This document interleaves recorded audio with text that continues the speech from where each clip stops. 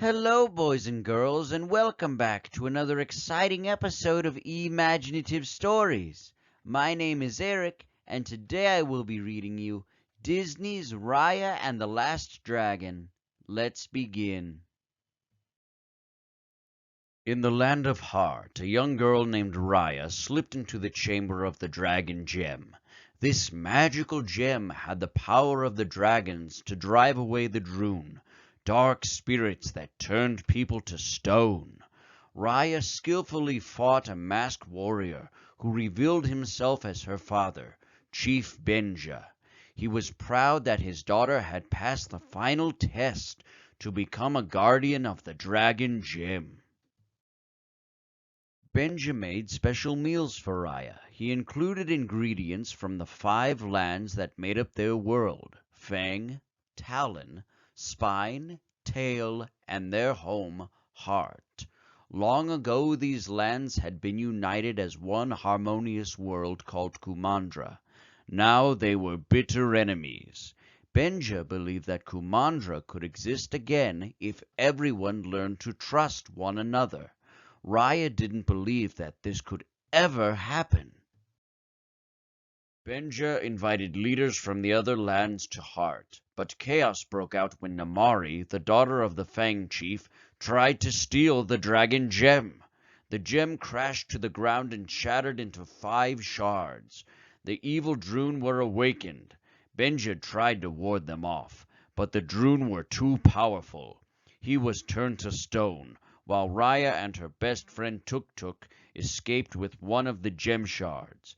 The chiefs of Fang, Talon, Spine, and Tail each took a shard for themselves. Raya grew up a fierce warrior with one purpose: to find the mystical dragon named Sisu. Raya hoped that Sisu could bring back her father. After 6 long years of searching, Raya and Tuk Tuk finally found Sisu in the land of Tail. Sisu agreed to help, but first they would have to collect the other 4 gem pieces, one from each land. The Tail gem shard was hidden in a nearby fortress, along with some hidden traps. Raya and Sisu successfully retrieved the shard. When Sisu touched it, she transformed into a human. Moments later, Namari and her Surlots, giant cat-like creatures, arrived. Thinking fast, Raya triggered a trap that dumped sand onto Namari and her soldiers. Raya, Sisu, and Tuk Tuk made a quick escape. They headed for the docks, jumped into the water, and climbed aboard a shrimp boat owned by a spirited, street-smart kid named Boone. He agreed to take them to find the Talon gem shard. Sisu was thankful, but Raya didn't trust him. In Talon, Raya was tricked by a 2-year-old girl named Noi and strange creatures called Ongis. The creatures pickpocketed the gem shards. After catching the little thieves, Raya realized this crafty group might be helpful on her quest. She convinced them to join her team. Meanwhile, the chief of Talon had kidnapped Sisu. She pushed Sisu out of the gates to Talon, and the Droon were waiting. Raya and Tuk Tuk suddenly appeared. Raya retrieved the Talon gem shard and rescued Sisu. The gem shard gave Sisu the power to create fog, which allowed them to escape the Droon. As they traveled to Spine, Sisu told Raya that the world would be whole again if people trusted one another.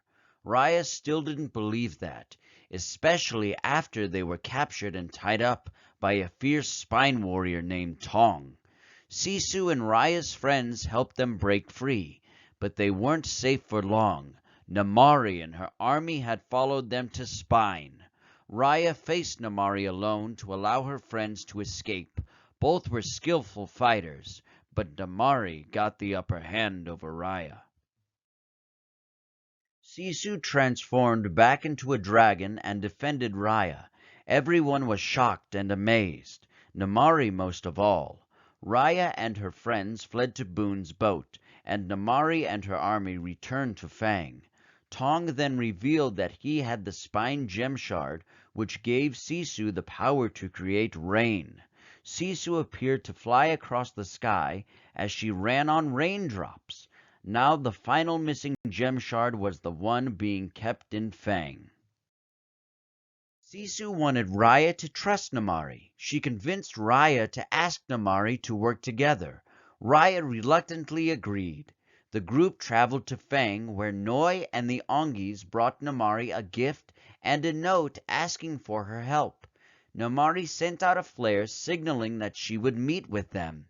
Namari met Raya and Sisu in the woods. She brought the last gem shard, but she also brought a crossbow.